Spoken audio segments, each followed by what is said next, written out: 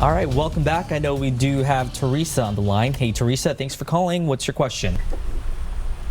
Yes, I'd like to kind of wrap my head around, we have such a huge fentanyl problem in the United States.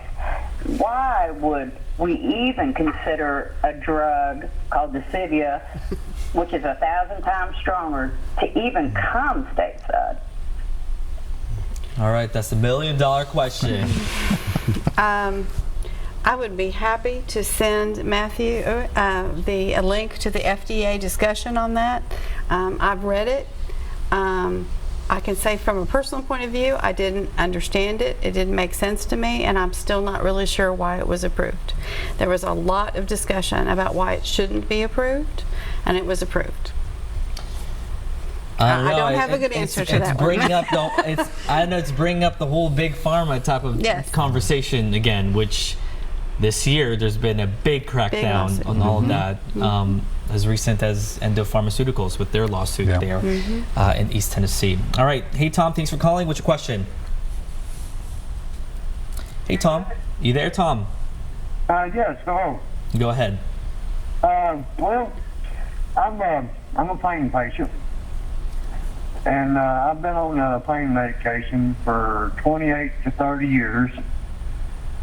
And I've also taken nerve medication, and now they're wanting to cut me off, and one of the others, which I've been on for such a long time, and I feel like taking them off is going to be very dangerous for me. But like I say, I feel 80-something feet, like I said, I've been on for a long time, but I'm on a low dose of a pain medication. But like I said, who am I going to sue when they take me off my pain medication and it nearly kills me or causes me to have a heart attack or something in that form? Pharmacy, doctors, or the government? It's the worry that we're hearing. It's the worry, and I think I spoke to that a little bit before. I think there's a great fear in people of being able to manage pain that they feel has been unmanageable, and a lot of resources have been put into a prescription rather than managing pain other ways. There's a lot we don't know about the brain and how the brain kind of manages pain. Becoming dependent is one of the things your brain kind of does in order to be able to manage what your body's been being given. We're struggling with the fact that we got ourselves in a big mess, and it's going to be a mess to get ourselves out. And I don't have a really good answer except to say that we have to try some options in order to be able to fix it. Yeah. Where do we see the crisis moving forward?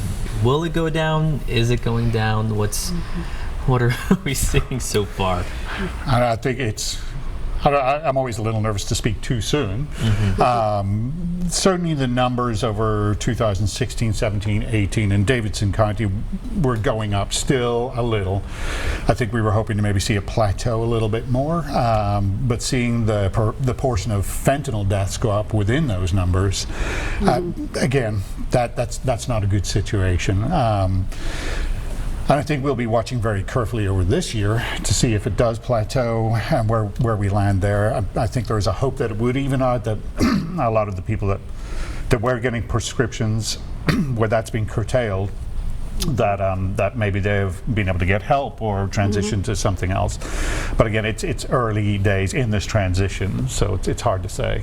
And Dwayne, are people coming forward wanting to know more about Narcan? Is this becoming more of a public education? Are people really aware now, or do you think there's still a lot of work ahead?